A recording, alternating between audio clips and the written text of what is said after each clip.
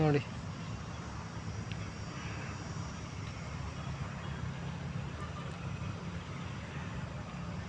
ಚಿಕ್ಕದಾಗಿರ್ಬೋದು, but ಒಂಥರ ದ್ವೀಪ ಇದ್ದಂಗಿದೆ. ಪರಿಸರಕ್ಕೆ ಹತ್ತಿರವಾಗಿ ಬೆಳೆದಿರ್ತಾರೋ ಅವ್ರಿಗೆ ಈ ಜಾಗದ ಮಹತ್ವ ಗೊತ್ತಾಗುತ್ತೆ. ನೋಡಿ ಎಷ್ಟು ಚೆನ್ನಾಗಿದೆ ನೋಡಿ. ಇವಾಗ ಮಳೆಗಾಲ ಆಗಿರೋದ್ರಿಂದ ಇಲ್ಲಿ ಹಸಿರು ಚಿಗುರ್ಕೊಂಡೈತೆ, ಕಾಡು ಥರ ಕಾಣಿಸ್ತಾ ಇದೆ. ಇದು ಬಿದಿರಿನ ಮರ, ಇಲ್ಲಿ ಒಂದು ಮರ ಇದೆ. ಹುಡುಗರು ಬರ್ತಾರೆ ಎಣ್ಣೆ ಹೊಡಿಯೋಕ್ಕೆ.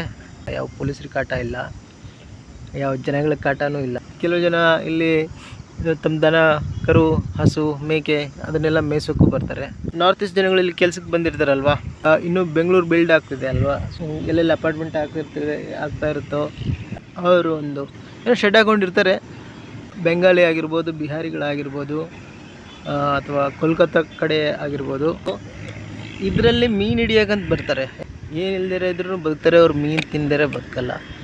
ಅವ್ರಿಗದೊಂದು ಟ್ರೆಡಿಷನ್ ಇದ್ದಂಗೆ. ಸೊ ಇದೇ ಹೊಂಡ ನೋಡಿ ಎಷ್ಟು ಬ್ಯೂಟಿಫುಲ್ ಆಗಿದೆ. ಸಾಯಂಕಾಲ ಸ್ನ್ಯಾಕ್ ತಿನ್ನೋಕ್ಕೂ ಬರ್ತಾರೆ, ಇಲ್ಲಿ ಮೀನು ಹಿಡಿಯೋಕ್ಕೂ ಬರ್ತಾರೆ. ಇದರಲ್ಲಿ ಮೀನು ಹಿಡಿತಿರ್ತಾರೆ. ಕೆಲವೊಬ್ರು ಬಲೆನೂ ಹಾಕ್ತಾರೆ, ಕೆಲವೊಬ್ರು ಗಾಳನೂ ಹಾಕ್ತಾರೆ. ಇದು ನಾನು ಒಣಗಿರೋದು, ಕಂಪ್ಲೀಟಾಗಿ ಒಣಗಿರೋದು ಯಾವತ್ತೂ ನೋಡಿಲ್ಲ. 10 ಅಡಿವರೆಗೂ ಒಣಗಿರೋದು ನೋಡಿದ್ದೀನಿ. ಅದ್ರ ಒಳಗೆ ಅದ್ರ ಕೆಳಗಡೆನೂ ಆಳ ಇದೆ. ಏನೇ ನೀರು ಬಂದರೂ ಇಲ್ಲೇ ಸಿಂಕ್ ಆಗೋ ಥರ ಒಂದು ವ್ಯವಸ್ಥೆ ಆಗಿಬಿಟ್ಟೈತೆ.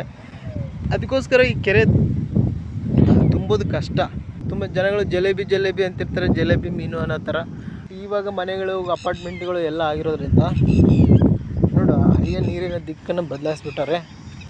ಅದೆಲ್ಲ ಚರಂಡಿಗೆ ಹೋಗುತ್ತೆ. ಬಟ್ ಇದಕ್ಕೆ ಯಾವ ಚರಂಡಿ ಕನೆಕ್ಷನು ಇಲ್ಲ ಈ ಕೆರೆಗೆ. ಕಮಲದ ಹೂ ಅರಳುತ್ತೆ ಈ ತೊರೆಯಲ್ಲಿ. ಇದೊಂದು ಸಣ್ಣ ತೊರೆ ಮಾತ್ರ. ಇಲ್ಲಿ ನೋಡಿ ಕಾಣಿಸ್ತಾ ಆಯ್ತಾ? ಒಂದು ಸ್ವಲ್ಪ ದಿನ ಬಿಟ್ಟರೆ ಇಲ್ಲಿ ಹೂ ಅರಳುತ್ತೆ. ಇದ್ರ ತುಂಬ ಅರಳುತ್ತೆ. ಅವಾಗ ಸೊಗ್ಸಾಕ ತುಂಬ ಚೆನ್ನಾಗಿ ಕಾಣಿಸುತ್ತೆ. ಒಂದು ವೇಳೆ ನೀರು ಕಡಿಮೆ ಇದ್ದಿದ್ರೆ ನಾನು ಆ ಕಡೆ ಹೋಗ್ಬಿಟ್ಟು ನಿಮಗೆ ತೋರಿಸ್ತಾ ಇದ್ದೆ. ಬಿಸಿಲುಗಾಲದಲ್ಲಿ ಇದ್ರೆ ತುಂಬ ಎಲ್ಲ ಒಣಗೋಗಿರೋ ಎಲೆಗಳು ಉದುರ್ಬಿಟ್ಟು ಅದೆಲ್ಲ ತುಂಬಿಕೊಳ್ಳುತ್ತೆ ಆ ಕೆರೆ. ಇವಾಗ ಕೆರೆಗಳು ಏನಾಗ್ಬಿಟ್ಟಿದ್ದಾರೆ, ಡಂಪಿಂಗ್ ಯಾರ್ಡ್ ಥರ ಒಂದು ಮಿಸ್ಯೂಸ್ ಮಾಡ್ಕೊತಿದ್ದಾರೆ. ಕೆಟ್ಟ ಮನಸ್ಥಿತಿ ಅಥವಾ ಕೆಟ್ಟ ಆಲೋಚನೆ, ಕೆಟ್ಟ ಒಂದು ಅಭ್ಯಾಸ.